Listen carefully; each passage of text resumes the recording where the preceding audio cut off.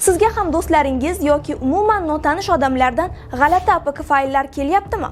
Bayramga taklifnoma, sening rasmlaring, sudga chaqiruv xati, ana shu sarlavhalar ostida yuborilayotgan barcha APKlar aslida zararli fayllar. Ularni aslo ochmang, telefoningizga o'rnatmang, hattoki eng yaqin tanishingiz yuborgan bo'lsa ham, chunki bu fayllar telefoningizga virus o'rnatishi mumkin.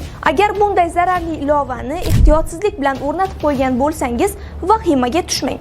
Quyidagilarni bajaring. Birinchidan, internetni darhol o'chiring yoki telefonni parvoz rejimiga o'tkazing. Bu choralar virus faollashmasligiga yordam beradi. Keyin esa sozlamalarga kiring. Ilovalar bo'limidan shubhali dastur nomini topib, o'chirib tashlang.